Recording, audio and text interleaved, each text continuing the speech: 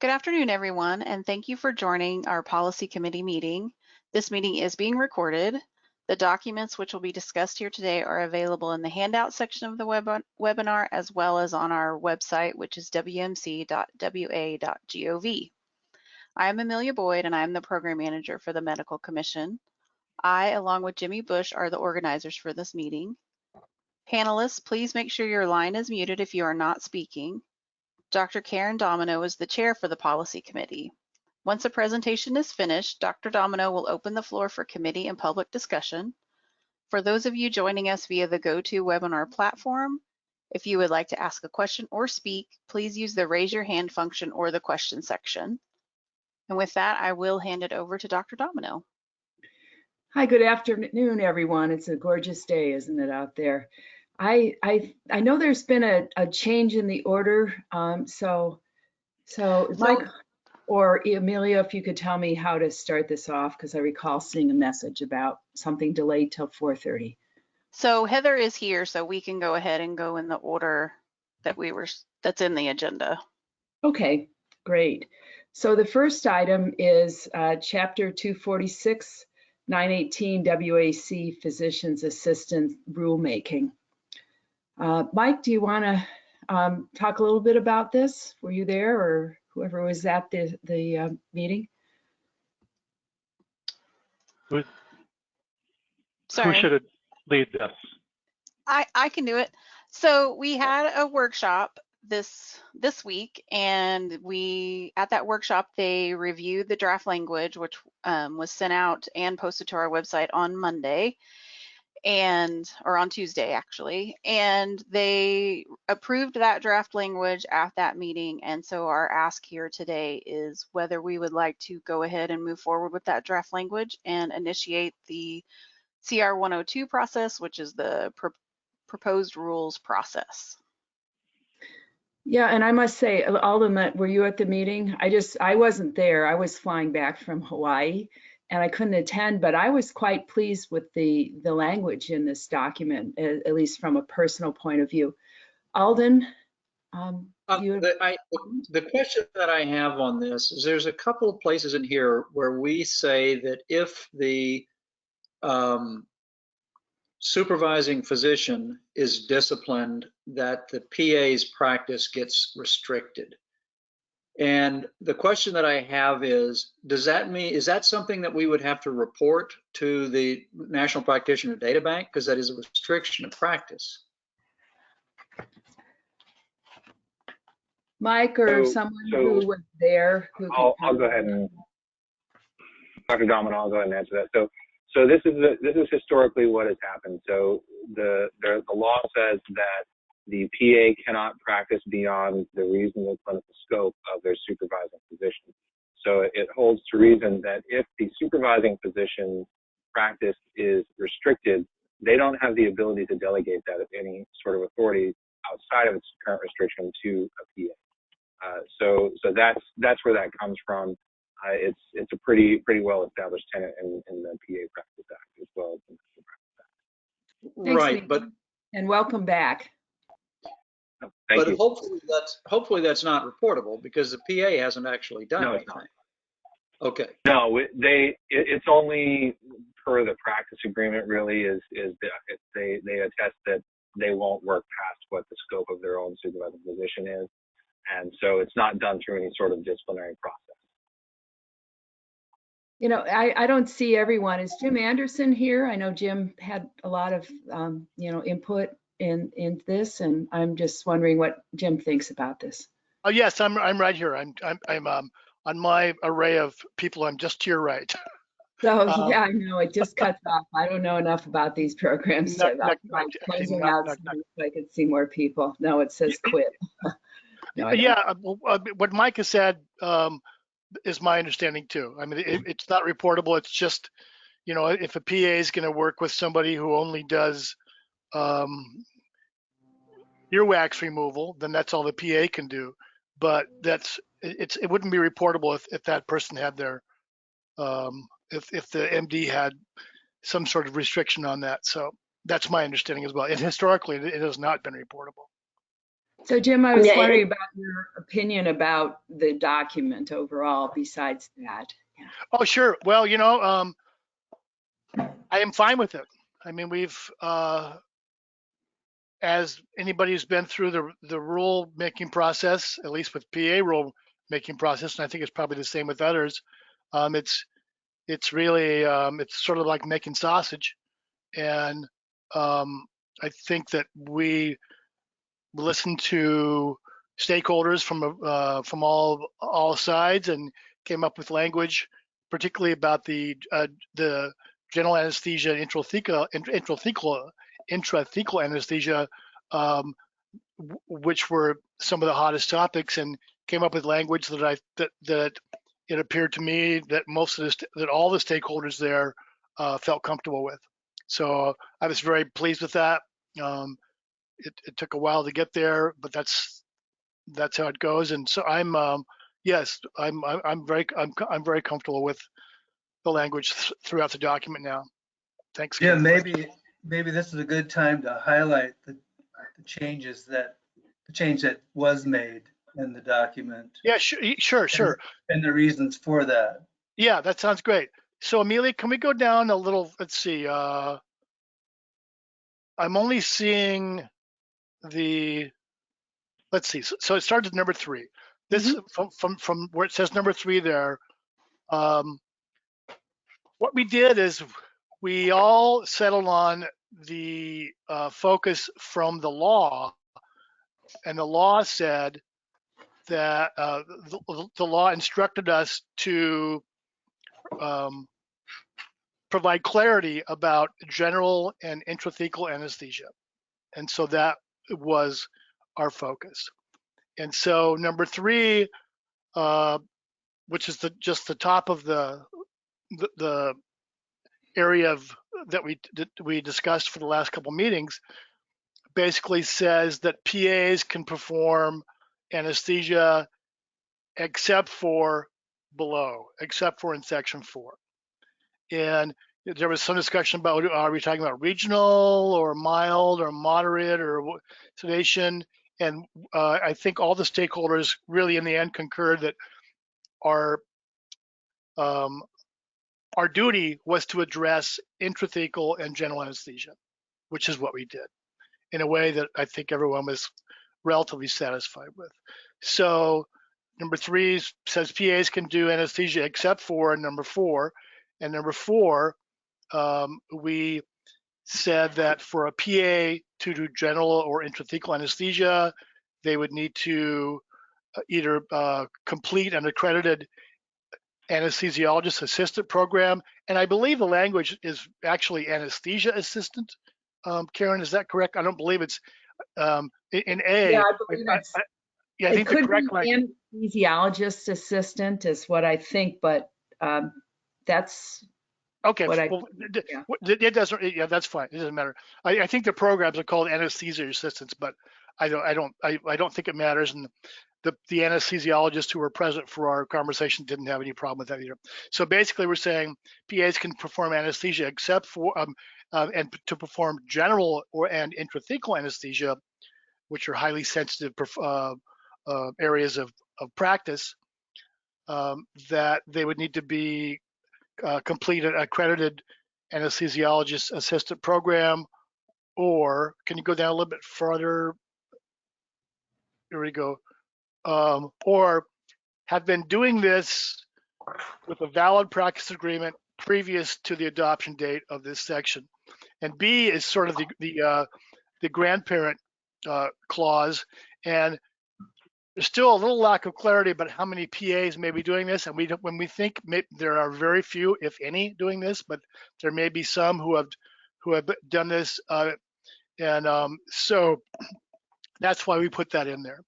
So that's the deal. The completion of the program. I mean, there are no programs like this in the state of Washington.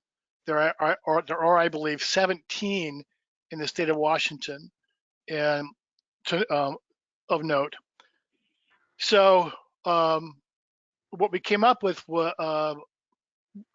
seemed to meet the needs of stakeholders, and I don't really need to go to who they were, but so this is what we came up with, and so this document was really more, I think, restrictive or more prescriptive, if you will, about what PAs would need to do to perform general or intrathecal anesthesia, of which there are few, if any, right now in the state of Washington. Great, thanks. Any other things we need to point out about the document, Jim? Well, John, Christine, you were there. Do you think I captured what we talked about? Yeah, I do. It was quite a robust discussion, that's for sure. And then we landed on this. Yeah, there was a lot of comment. Yeah. But in the end, everybody agreed to this language. I'm looking at what we crossed out. The PA and sponsoring MD must submit a joint delegation agreement. We just took that out. Was that something we took out before? That I don't remember that. Okay. Yeah, that was something we took out before. Okay. All right. Yeah, only to point out that we had 3 subsections under 4. And one of them was deleted, and it said something to the effect that the PA could do the intrathecal and general anesthesia if they passed a program approved by the supervising anesthesiologist. That language was deleted. Yeah. And we were left with either do this program or you've already been doing this work as of the adoption date of the new rule. Yeah. They didn't want on-the-job training, so to speak. Right. So they took that out. Great. Any other comments on that? Again, I can't see everyone. I end at Scott's, John through Scott.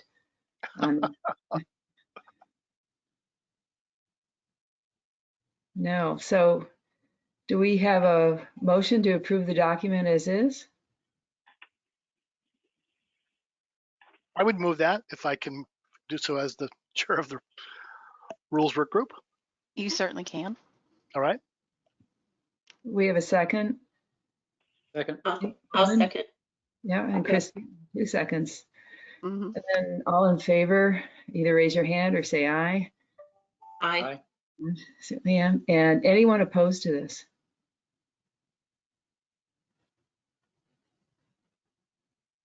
That's good. Great, you guys came up with a good document. A lot of work on that. And I did enjoy my trip to Hawaii. So you know, there may be some public comment about this. I don't know if this is, you know, if we should take it on this or just wait till the end. Amelia, Well, typically we would take it as we're discussing it, and we do have one hand raised. So if it's okay, I'll go ahead and let them speak. So Melissa, if you would like to go ahead. Thank you so much, Amelia and Dr. Domino. I'm Melissa Johnson, representing the Washington Association of Nurse Anesthetists. And I just want to thank this committee and the folks that were running the rules workshop, Mr. Anderson in particular, for the robust discussion about this. We feel much more comfortable with this draft when that section B was removed regarding the kind of the on-the-job training. The grandfather piece, we would still love to know exactly, who is doing general and intrathecal. And so I'm wondering if, as you transition to the new rules July 1st, if there's something that the commission can put in place that would allow us to know who is practicing under the supervision of an anesthesiologist and kind of what they're actually doing under those agreements. But I do want to thank the commission and you all for taking our comments and putting forth a document that is much more well received, I think, by all of us in the anesthesia community. So thank you so much. Well, great, thank you. We appreciate your comments. I'm sorry. Go ahead, Karen, please. Excuse me. I said we really appreciate your suggestions and comments, so thank you. And if I could Yeah. just say the same thing, I thank you very much, Melissa. It was nice to have your input and the input of others at our meeting. I think it was very helpful, and really it's sort of how policy and rulemaking should occur. And I also would say that I think there is a will on the commission to continue to try to identify who's doing this and what they do. There was a presentation by Jimmy Bush, one of our accomplished staff people, who about what we know from going over the PA practice plans, and I think we'll continue to look for ways to see if we can even find out more. And if we do, we'll certainly share that with you. So thank you, Melissa. Good, thank you. We do have 2 more hands raised that I'm certain are about the PA rules. So Chelsea, if you would like to go ahead. Thanks so much, everyone. This is Chelsea Hager. I'm the contract lobbyist for the Washington Academy of Physician Assistants, and appreciate the opportunity to just provide some really brief remarks here this afternoon. I've appreciated the opportunity to engage in this rulemaking process on this anesthesia issue. I think WAPA wishes that we could have included that final provision to allow on-the-job training, but do appreciate that the final rule before you today does still provide some grandfathering in of PAs that might be doing or providing this care currently. So appreciate all of the work that was done on this issue, and also the opportunity to slow things down and to do a little bit more stakeholder work. That effort was very much appreciated. So thanks for your work on this. Great, and again, thank you for your comments and thoughtful participation in this process. And then lastly, Amy, if you would like to go ahead. Hi, everybody. Thank you. This is Amy Brackenberry with the Washington State Society of Anesthesiologists. And same thing, really appreciate the opportunity to take a step back after the last meeting and do a little bit more research and looking at what the law said and what we could accomplish in the rules. I think the really good conversations we had at the 3 meetings that were part of the last rulemaking workshop, and then the most recent rulemaking workshop, resulted in a document, I think, that provides really robust patient protection while still allowing PAs that are doing this work currently to continue to practice. We too would really like to know more about those practitioners, but I think our members are satisfied with the outcome of this and really appreciate all the hard work of staff and you all as members of the commission in getting us to this result. So thank you very much for taking the extra time to really dig into this. Appreciate it. Well, thanks, Amy, for all your information and support of the process. Okay, is there anyone else, Amelia, or no other hands? That's it. Okay, so then we can move on in the agenda. I know there was another rulemaking. I'm not sure, is that at the end, or should I? No, it's this one. It's the clinical support. Support rulemaking. Yes, that's next. So we received a document regarding that today or yesterday. I think it was it might have been, yeah, it was yesterday. It was late yesterday. And it's also attached in the handouts if anyone needs it. So same thing with this particular rule. We had a workshop yesterday, and we've actually had several workshops about this rule because we have been working on it for about 6 years. So we've finally, I think, come up with good language, and the panel yesterday agreed on this language, and so we're presenting it to you today to again ask if we can move forward and go to the CR 102 stage, which is the rules proposal stage. So as far as changes, it's just the one in red, the one calling one section physicians and the other section physician assistants. Is that correct? Or are there other changes in this document?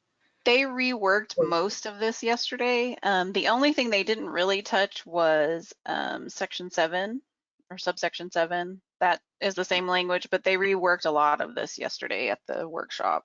Okay, so this is the first time we're seeing this document, is that correct?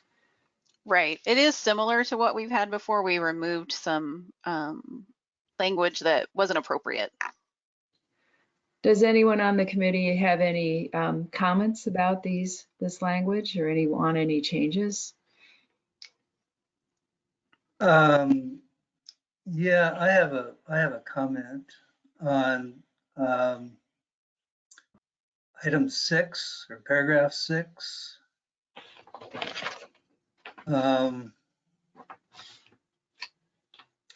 See if I can find what I was thinking about.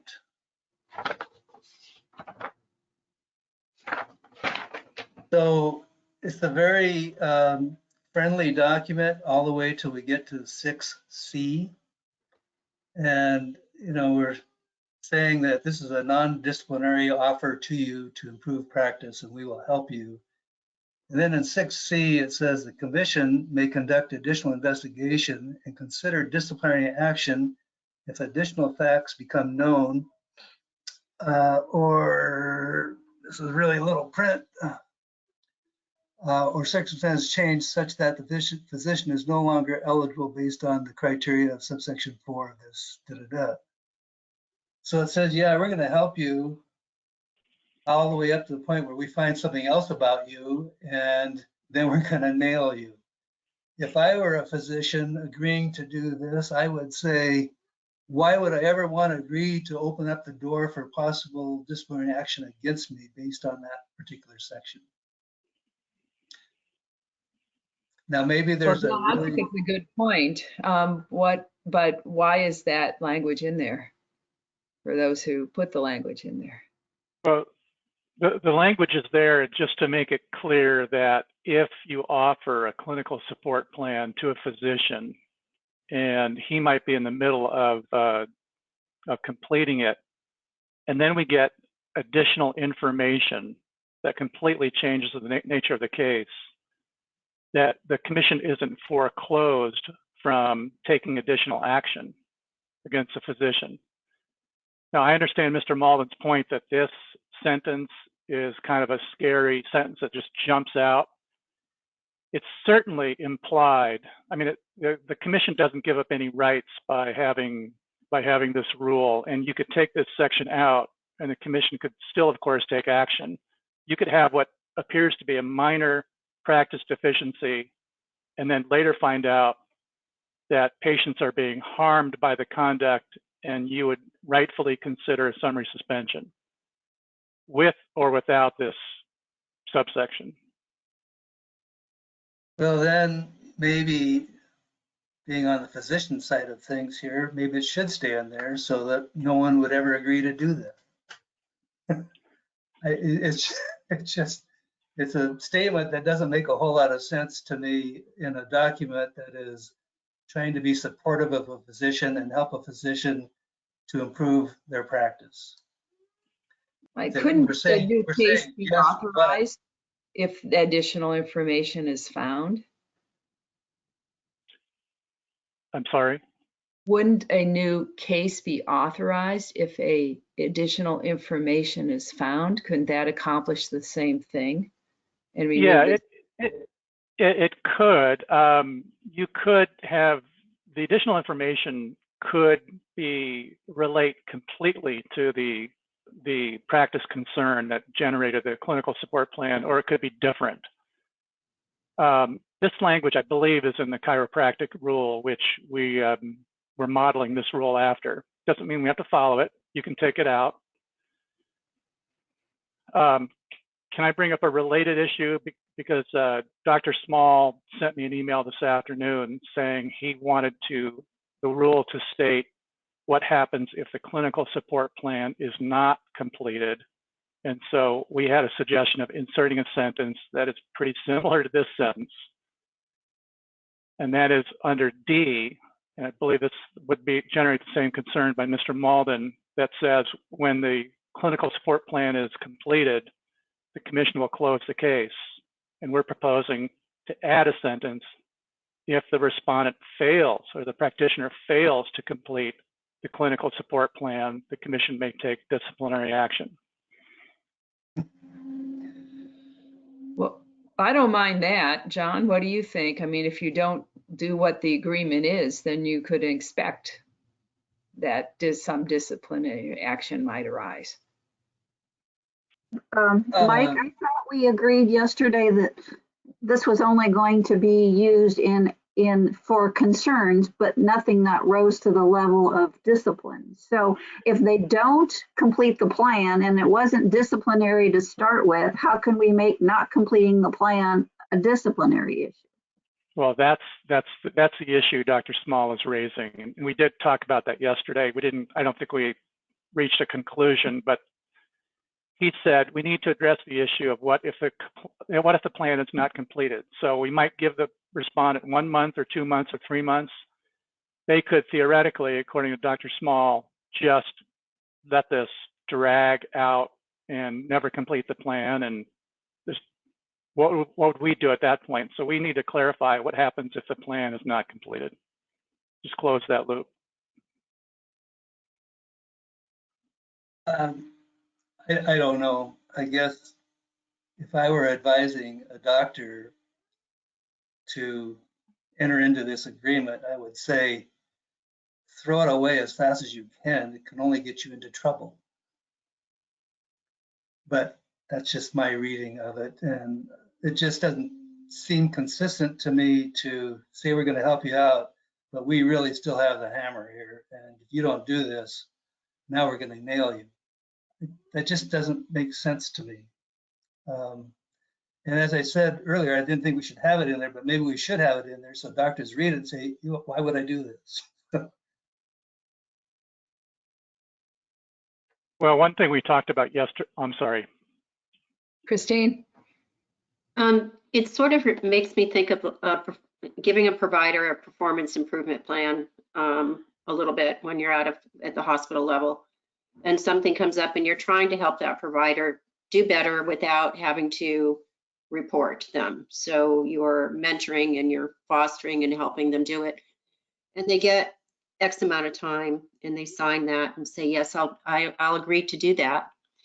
But we usually have something in there that if it isn't completed by X time, that something else might occur, or they have this much time to complete it. And if they can't get it done, then we'll revisit, or they'll be extended. But it's not left like so open-ended that they would have forever to complete it. So I can see what you mean about needing to close the loop somehow, what Dr. Small meant when he said, what happens and how long will you let this this clinical support program go on? So I can kind of see where he's coming from. Well, again, the whole idea is that this is voluntary and you're going to do it Yes. to help improve yourself, but the hammer is still with the commission.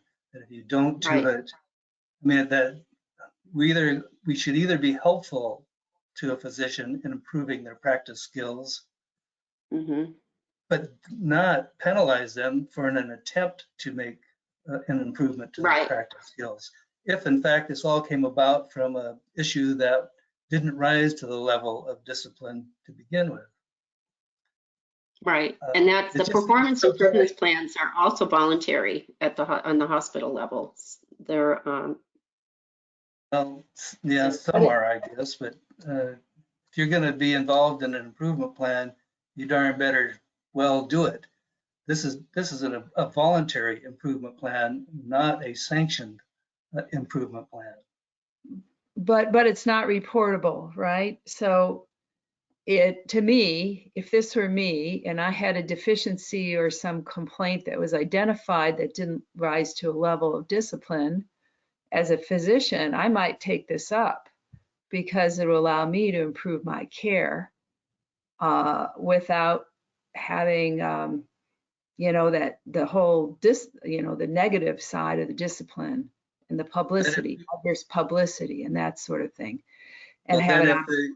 So to me, it would be I am concerned over number C, but to me, you need a time frame that it needs to be accomplished. And then if it's not accomplished, what would the commission do? So there's another way to look. There's another way to look at this, and that is that this is an advanced A3 closure. And by that, what I mean is this will affect people. This will allow us to say to somebody that we have concerns about how you're practicing, and here's a mechanism to take care of that problem. About half to 2/3 of the physicians will accept that and do it because they recognize that this is an issue. But there's a subset that won't do it. And that's not who we're after. Because if they've done something which is a sanctionable offense, we are going to have to do something in a disciplinary action. If it's not a disciplinary offense, we don't have any way to do so, but we want to keep them from moving in next step. So the other way to look at this is an advanced A3. This says we're worried. Here's what you can do to make your practice better, and we're done. I don't disagree with that, Alden. I guess if I were a physician, I would say, yeah, I recognize I have a deficiency here. Thank you very much for your program, but I think I'll do this on my own. And that's fine, I think, for who we're going after and for why. Again, this to me is the same thing as an A3, except we're able to offer additional resources that they may or may not have considered. In which case, John, what I would be saying is don't include the stuff that's a threat. And then that brings up the question: is it any real benefit at all? And I think it is, because I think it's a chance for us to say, oh, we don't like this. Well, I think it's a good idea also. I just don't think it should come with the potential of additional penalties and subject yourself to certain disciplines because you didn't do what you said you're going to do, for one thing. Or it might turn out that you discover something else I'm talking about if I were a physician, discover something else and I subject myself to discipline. It just seems to me that we should be offering an educational opportunity without any strings attached. Well, that's what I was trying to say, John. I think that's true. But I think we should, what we keep in mind when we're talking about this is not how do we make them do this, because it's not a disciplinary action that gives us the right or the authority to make them do anything. It is, we're worried, and here's a mechanism for improving. And I think taking out the threat of discipline is a good idea. I'm agreeing with you, John. I just think we need to look at it differently as a commission, because if this is somebody that we really think we ought to be taking a disciplinary action on, they shouldn't be in this. Any other comments or thoughts? No, when you put it that way, Alden, like it's an A3 sort of closure, offering this provider the opportunity to make themselves better without any disciplinary action. And if they don't, then I guess they would show up again. But so. Or as John says, they may do their own thing, which is fine too, I think. Yeah, right. So do we want to take this and just strike out number C, or letter C, or what do you guys think?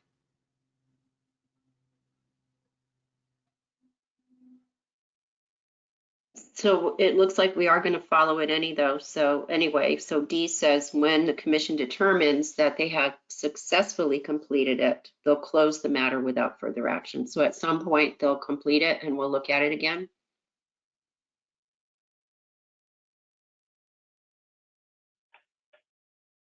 I would not. We'll be following it to the, if they agree, we'll say that's great and just let us know when you're done and we'll look at it. So Mike did provide the procedure, the draft procedure for when and if we do have this in place, and it is in the attachments, and then, or in the handouts, and then we also have a hand raised in the audience. And I just want to point out that the draft procedure does not hit this issue. Oh, So wait, what is there? it's how to, when do you offer it, and who's eligible, and it's non-negotiable, and you have 14 days to sign it. It provides some parameters around it that are not in the rule. I would suggest adding a section, and this is not a decision for today. The procedure is for in the future when the rule is adopted. If the rule is adopted, then we can talk about the procedure and get all the nuts and bolts in place. Any other comments? Mika, is that, or no, I can't tell whether it's a hand or what. Yeah. It was. So I guess I would just point out that throughout this rulemaking process yesterday and in the conversation today, it seems like the commissioners are approaching this on two different pathways. One pathway is sort of the lesser STID pathway, which is the concept of we kind of want to get you, but we don't think it rises to the level of a STID. With the edits that were incorporated yesterday, I made the comment pretty specifically that it sounds more like a letter of guidance or a letter of concern. And depending on which pathway you're trying to take here, that's going to determine what your procedure at the end of this is. If it's the STID light kind of concept where it's non-disciplinary, but we want you to do something, we want some teeth in it, then by all means keep it open until they complete it. But if it really is offer it to them and there is no strings attached that they walk away, then close the matter as soon as they agree to it. And because there shouldn't be any teeth at the end of that. You're simply giving them a truly voluntary aspect. And if they choose to take it on and improve their practice, great. If not, it's a no harm, no foul thing. But again, that all changes depending on how you're approaching this. Is this really just a letter offering some improvement, or is this something else?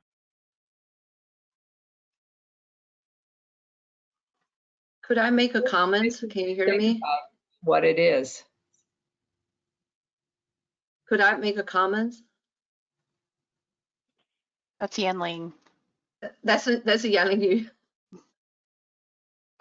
I made the similar comments like John raised about C6C.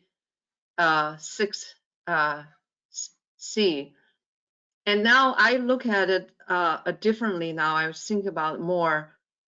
That is, I don't feel this item C is a threatening issue because yesterday I asked a question whether some providers would challenge this item C, saying, wait a minute, you asked me to get into clinical support program and now you're gonna take more action.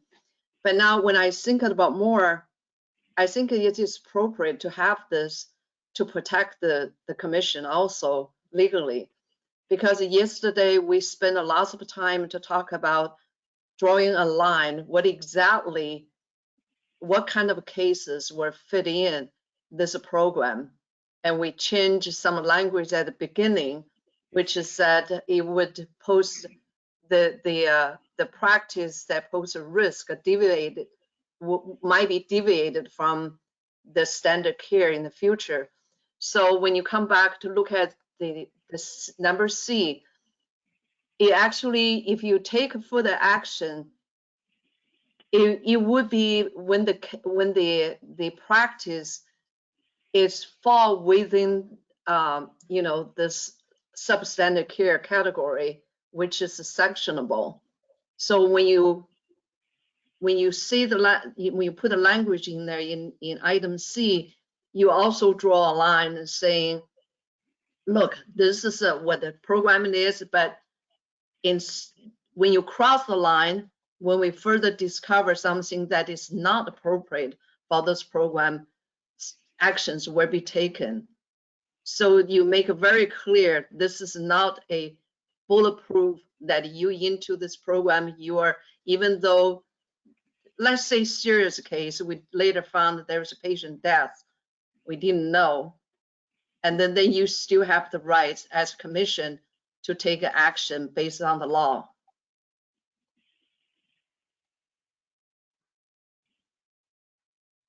Any other comments in response? Seems like we have some disagreement among us about number C. And then we do still have that hand raised in the audience. Oh, okay, sure, we'll take that. Jeb, if you want to go ahead. Great, thanks. Good afternoon, everyone. Jeb Shepard from the Washington State Medical Association. Just want to first thank you all for incorporating a lot of our feedback from the previous drafts. It's reflected in this updated draft, and it looks much improved over previous iterations. We did receive some mixed messaging about what the process is around this rulemaking, and we didn't know the workshop was scheduled until May 5th. And so we weren't able to get much meaningful feedback from our members, nor were we able to send a staff person to the meeting yesterday. And it sounds like a lot of changes were considered. And so we still have some general outstanding questions, and we could raise them here if you're amenable to that, or we could submit them via writing, interested in how we can have that conversation. Do you think it needs additional time to sort this out? It seems like there's still work to do on it, and could be rescheduled for another month, the way we did with the PA and anesthesia issues. Well, we had a workshop yesterday that was at least 90 minutes, I believe, and there was a lot of discussion. So and we went through the letter that WISMA sent pretty much line by line and talked about all the issues that they had brought forth. That was in January of 2020. So Yeah. I don't know if there's new ones or if there's just the same one. Having just seen this language, we do have some new questions. We do share Mr. Malden's concern around 6C. This is intended to be a voluntary program to help physicians, and it seems to be just sort of the perception could be among our membership who do have concerns about the disciplinary process, sort of enabling the medical commission to cast a wider net, so to speak. And so we do have some questions about how this process would work operationally. So here's just one example of a question that we have from this latest draft, and that's so say the medical commission identifies a physician who would qualify for this program. Would the physician, before they agree to joining such a program, understand what the requirements would be? So if like a book report, 30 hours of CME, et cetera, or would they find all that out after they decided to go this route? That was one of our questions. We fully understand and appreciate that the medical commission doesn't have the ability to make this not subject to public disclosure. So we're wondering if, if there could be a provision in the rule that would make that very clear, that information had to be relayed to the physician before participating in a program like this.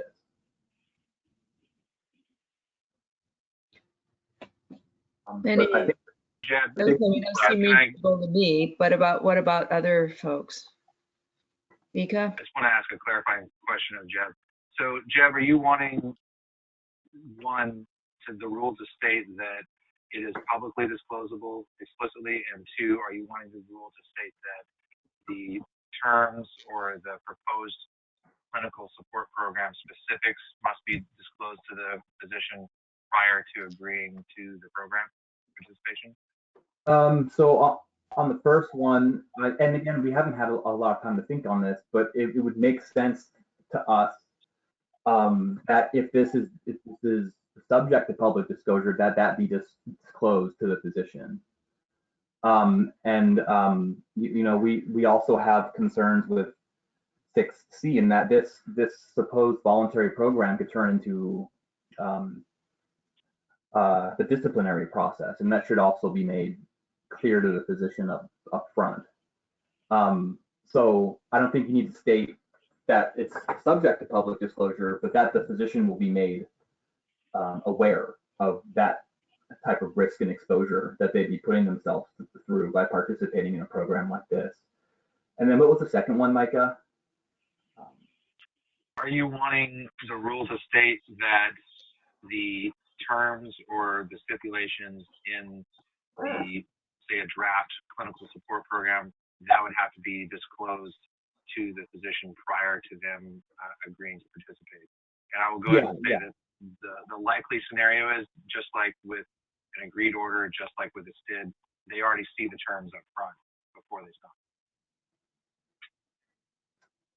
So you guys would be good with putting, some language in there that in the process section that says that the physician will be made aware of the terms before entering the agreement. I don't know what the commissioners would be willing to do. I just wanted to clarify that was what you're asking. I mean, that seems reasonable to me as a physician. I'd never sign something without knowing what I'm getting into, and certainly a legal advice, since you would recommend that as well. I don't know, it just seems like there's more that needs to be done on this thing. There's also some disagreement. I don't know, these are kind of more complex language changes. If we have issues with record keeping and taking 6 months to approve, it seems something like this. I know it's been in the works. I would just recommend trying to perfect it better. And how we do that, I don't know. I leave that up to Mika, Melanie, Mike. I mean, we might want the input of a lot of the commissioners too. Obviously, Dr. Small said something about it. There may be others who have comments about it.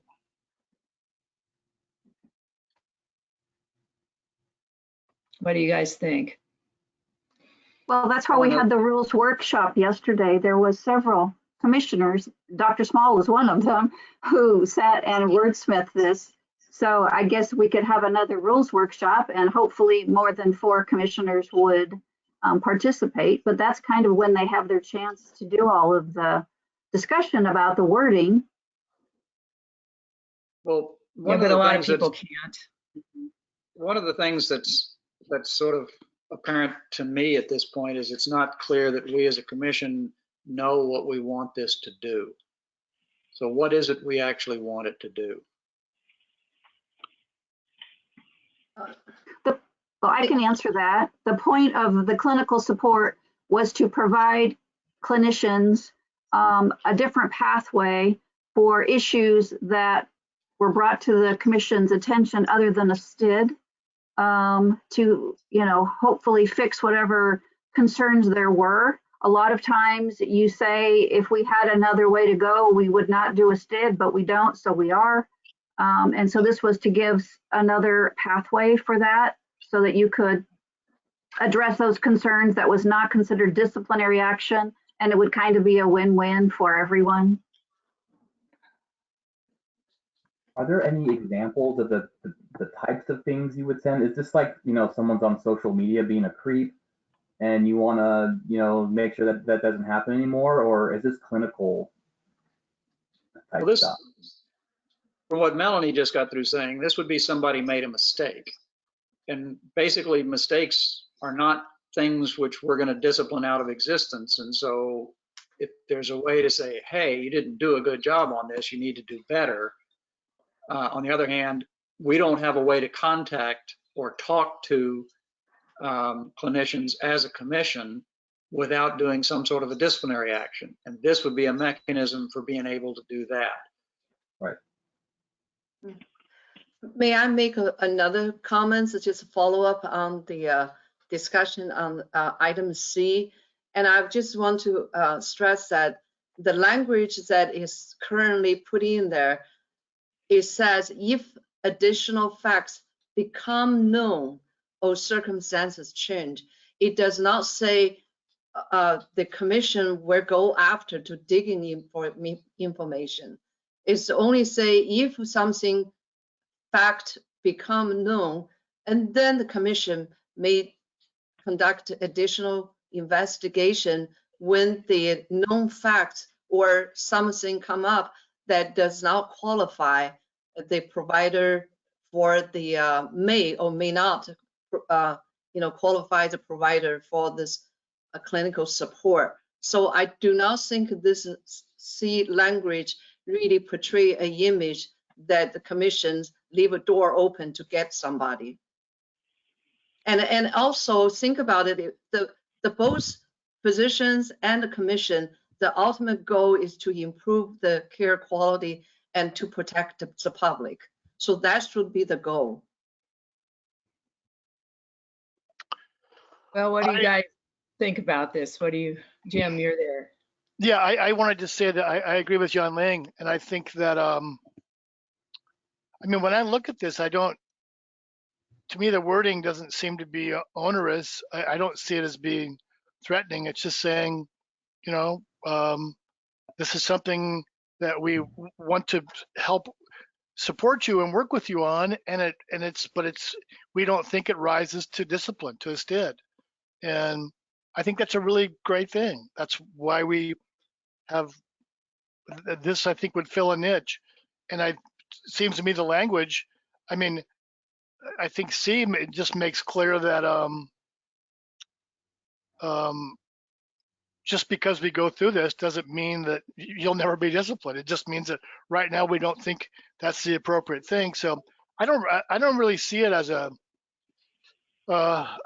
threatening wording. I agree with Young Ling and Melanie that, I mean, we've been licking our chops trying to get to something like this for a while, and I think the wording here is good. I don't have the same concerns. I think that providers would be happy to have this as an alternative to having a STID, but we don't have this option now.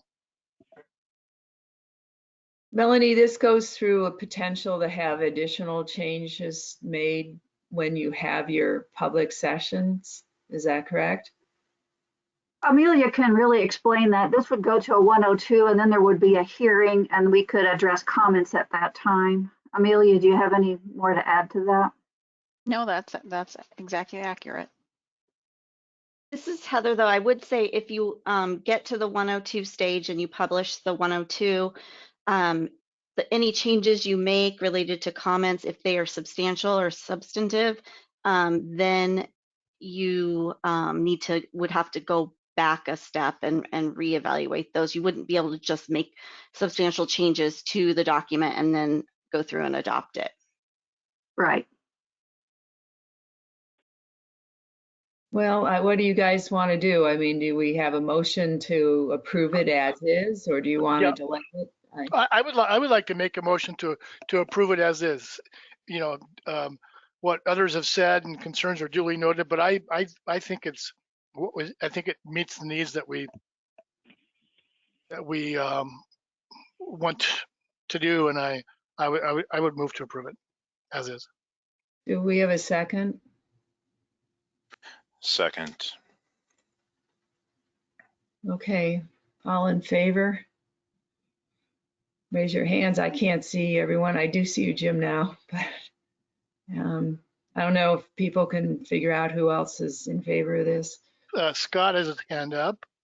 And I'll oppose. I am actually opposed. I don't know if I can vote, but. All right. Christine, did you vote? John, who else? I think Alden, John, and Christine were opposed, and Karen. Yeah. So I just think that as a commission, even here, we're all over the place on what we actually want. And I think we do need to bring it back for another rules workshop.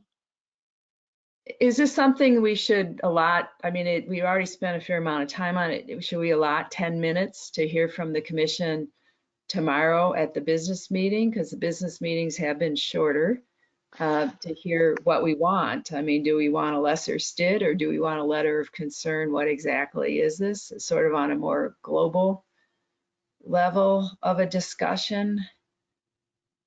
I would favor that, Karen. I think that's a good idea.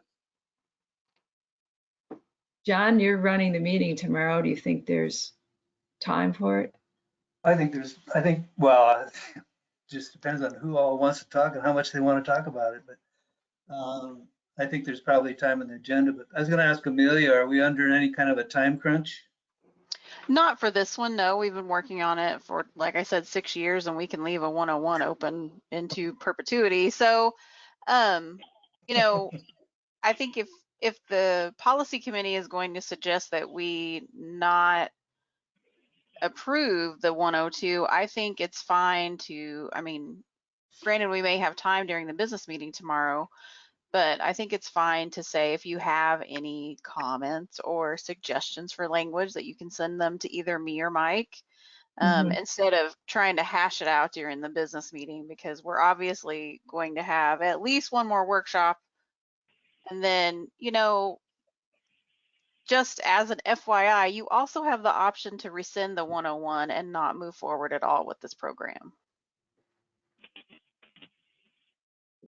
I actually would like. A lot of people like the program. It's more of defining things and getting what we feel is acceptable language in there.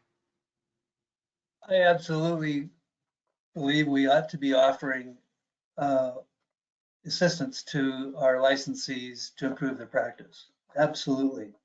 Makes a ton of sense. It's even in our mission statement, I believe, and say something about education. We should do that, but I just don't think we should be doing things that have strings attached. Pardon me? It's actually in your founding statute. Wherever it is.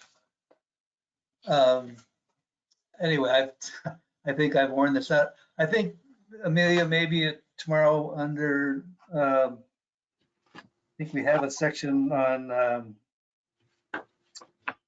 rulemaking activities update. So that's the appropriate time, and I guess you can say whatever you want to say at that time. Or I can help you say something, whatever you want to say. Well, I mean, because this rule is part of the policy committee report, it's more appropriate for Karen to bring it up and say, you know, these are your options and this is what the committee recommends, and then they can decide, the full commission can decide whether they want to go ahead and approve this language or if they want to rework it and keep chugging along with the 101. So even if we don't recommend approval, since the vote from us was against approving this, we could have a motion to approve, someone to second it, and then have a vote. Is that correct? I believe so. Okay.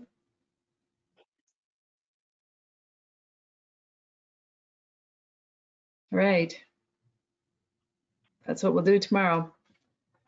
Then we have 3 other things, Mike, you had there about sexual misconduct and abuse, a guideline, a procedure for referral of sexual misconduct cases, and a procedure for processing the complaints of sexual misconduct through the SMART. There were just minor changes to these things as far as I saw. Do you want to just make some comments about them, Mike? Could you do that? I have some comments I'd like to make on the SMART. I don't believe that they're minor. I think they changed the whole thrust of that procedure. And so when we get to that, I would like to make some comments. Oh, okay. Well, we'll start with the first one, which is sexual misconduct and abuse.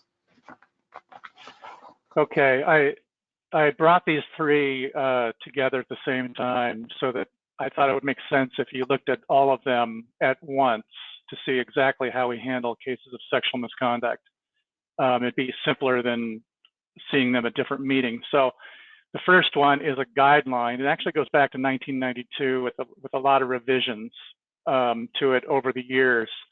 What I did was I just provided some minor updates and deleted some language I thought was not helpful. The rule that it mentions there has been modified, and so on page 2, those are just updates from the rule. It just accurately reflects what the rule states now, rather than what it stated a few years ago. Okay. Anyone have any? I added a footnote talking about a couple of cases, and that's all I did. Anyone have any comments about this? Only a comment that's probably a typo in K, where it says communicating regarding. Should it say communications regarding? I believe that's, yeah, that's exactly what the rule says. Okay, that's fine. Yeah. Do we have on page comments? Yeah. On page 4 under abuse, it says A says make statements regarding a patient's body appearance, sexual history, sexual orientation that have no legitimate medical or therapeutic purpose.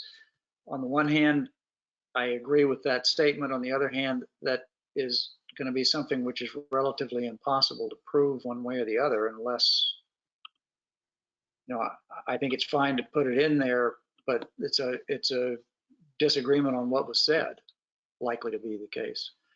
I mean, it seems like we see these now and we tend to say, well, this is a he said, she said sort of a thing. No, you're quoting the rule.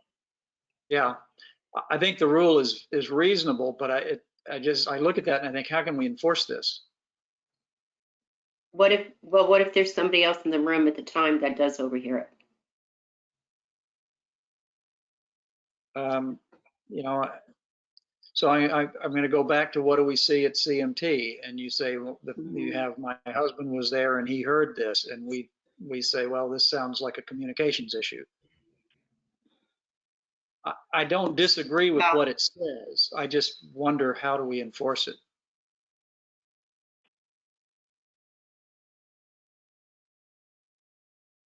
Well, I mean, to me, it seemed important to point out to the providers that these sort of statements are not appropriate. And that's what quoting from the rule does.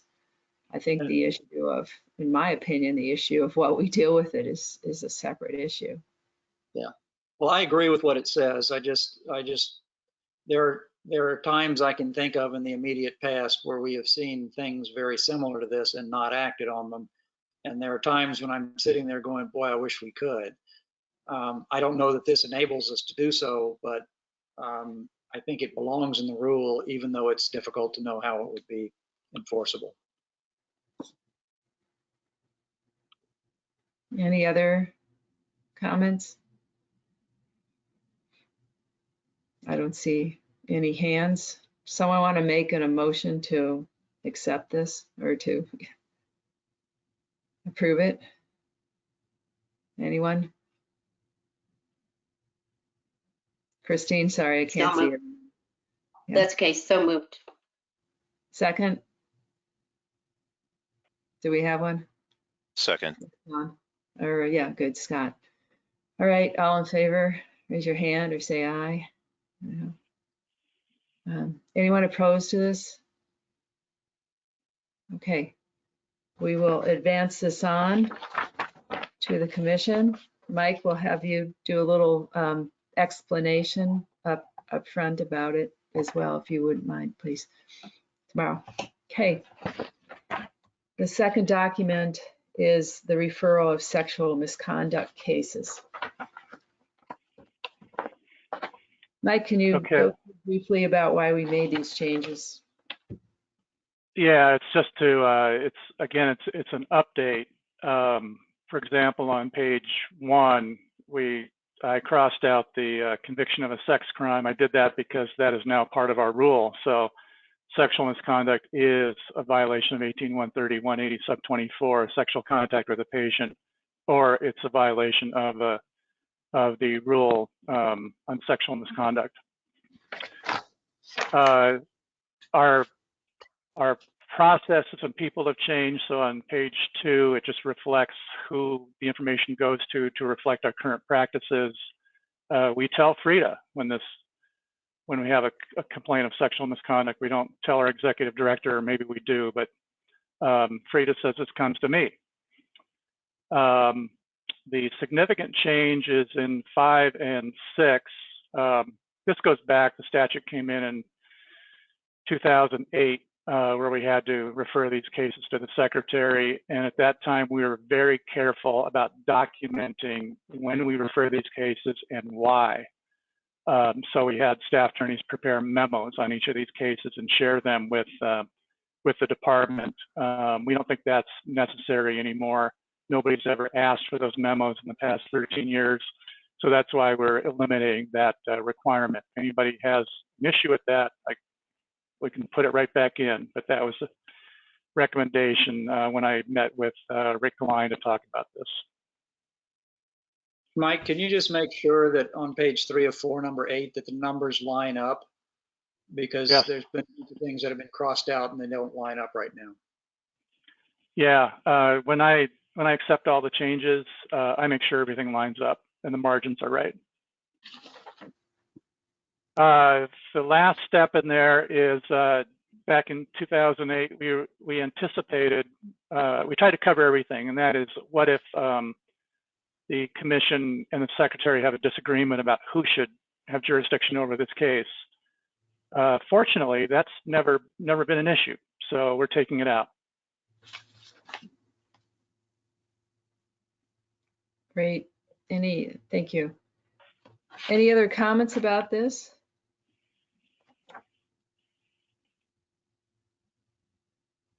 Good.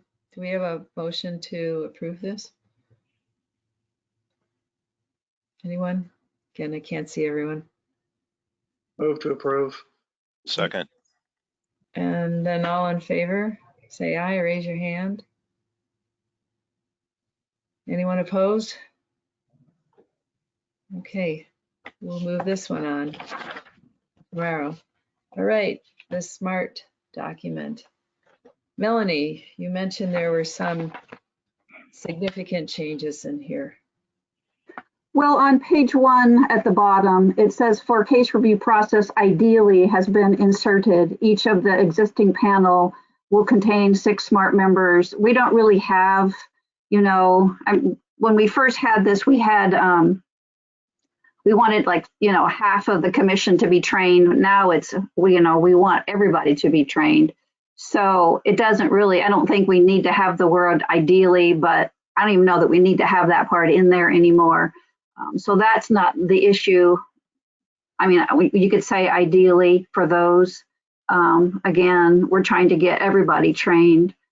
The issue that I have is on page 2, under procedure number 5. It says the hearing panel should include a SMART member, and as stated in the panel composition procedure, the hearing panel should include, it has to include a public member, and it has to include one of each gender. That was the process that we adopted, and that's the process that has been touted through FSMB and across clear as sort of the best practice. So I would say take out the word should and leave in the word will include. Otherwise, you could have, otherwise you could have all men on the hearing panel and all clinicians, and that was the issue that we wanted to avoid with this process. Any comments about that? I agree with Melanie. The only question that I would have, Melanie, is if we put the word must or will or whatever we put in there, is it going to hog tie us as it relates to being able to field a hearing? And however, I think you're correct, and I really would like to see it be, we will have these things. So far, it hasn't. And as we move forward and get more people trained, I think that the hearing panels, I mean, the problem we have is getting a hearing panel, not so much that we can't get smart members or both sexes on the hearing panel. Any limitation you put on, though, makes it difficult to get a hearing panel. But I don't think we've had problems with these sorts of cases in terms of fielding a hearing panel, have we? It's the cases this week that we have trouble with. Right. Any other comments? Mike? Yeah, last meeting, I think you revised the panel composition protocol. I made a mistake here. The panel composition protocol says sex cases shall include a member of each gender, and I thought it said should, but it does say you change it to should include a public member. So if you want to say will, and I'm 100% behind that, we have to go back and change the panel composition protocol that you approved last meeting, which is easy to do. I think it's really important to have a public member when the issue is sexual misconduct, because again, that is not an issue that physicians or other clinicians really are trained about. And I think that you have to have the public member on there as well. I mean, should gives an option to not have it, does it not? Whereas will means it requires it.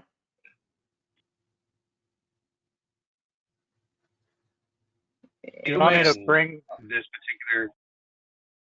particular instance, maybe we want to hog tie ourselves, and just from our past history, if you're familiar with some of our less than stellar hearings where we let some folks go that we didn't want to, if we can't hold a hearing because we can't put this together, then so be it. We can't hold that hearing, but we'll push it out and hold it with the right panel composition to give an actual hearing that is needed.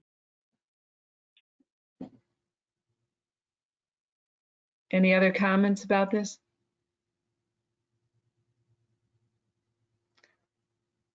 So Scott has his hand raised. Scott Rogers has his hand. I can't see you. Yeah. I'm sorry. I should just say something. And I guess this isn't necessarily an actionable thing, but the wording, a member of each gender, at some point, maybe not here, maybe not today, not with this document,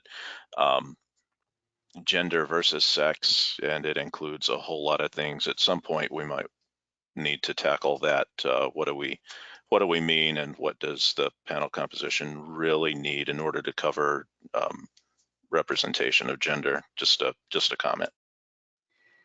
Yeah, actually, Scott, that's an interesting point, because I came across this through some sort of statement we had in the American Society of Anesthesiologists, which was talking about pregnancy testing, and we were talking about genders, and they pointed out that there are, that nowadays it's just the whole issue of how we phrase it to be reflective of all sorts of people. So I've actually had some interesting malpractice cases. Didn't rise to the level of legal malpractice, but people are coming in now and taking issue with transgender and other types of variations of gender. do you think that, I mean, that seemed like, just seeing the email correspondence over this one issue, it took quite a bit of sorting out.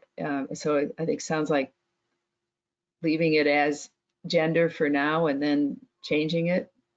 Or do you think it should just be thought about during the next month and redo it? I mean, go ahead, Dr. Rob. I think we ought to leave it as gender. I think that's where it belongs right at this time.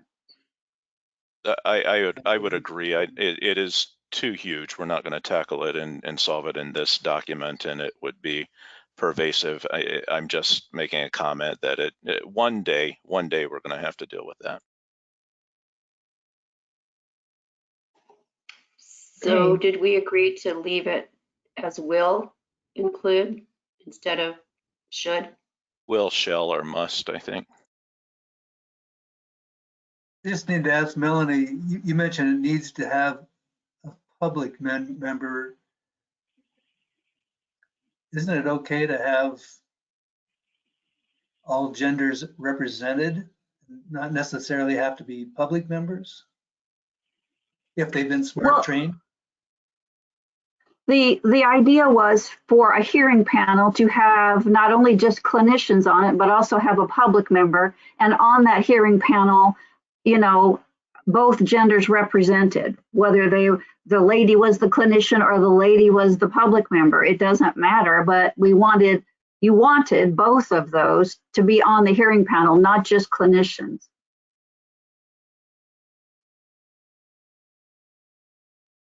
Do we want the word all genders? I mean, I don't know. I don't know if there are enough people on the commission to cover that.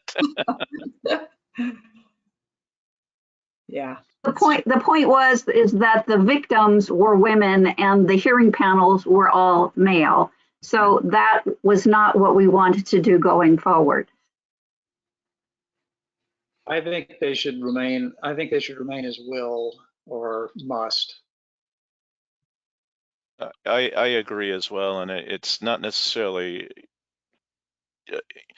I mean, we might have the capability of rendering a just decision without all participants, but the perception, I think, for perception alone justifies we need to have both genders, or at least a member of the gender that the complainant is.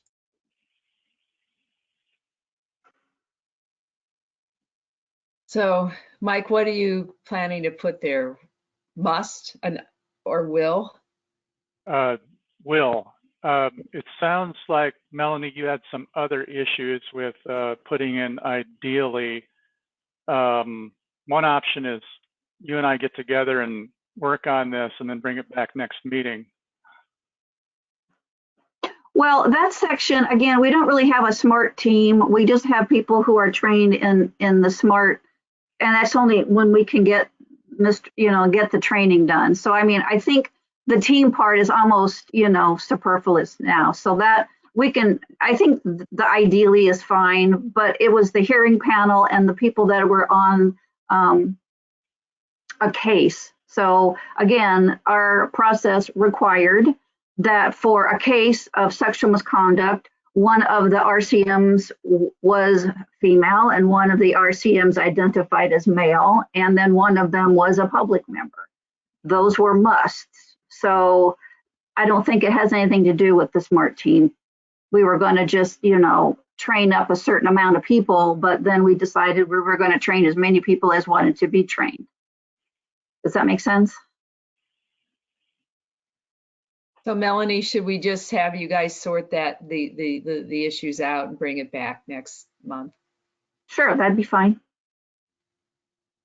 Sounds a little more complicated than changing a word in a few sentences. Okay? Mm-hmm. We'll defer that. All right. Anything else we need to discuss? No? Okay. Well, great conversation. See you all tomorrow.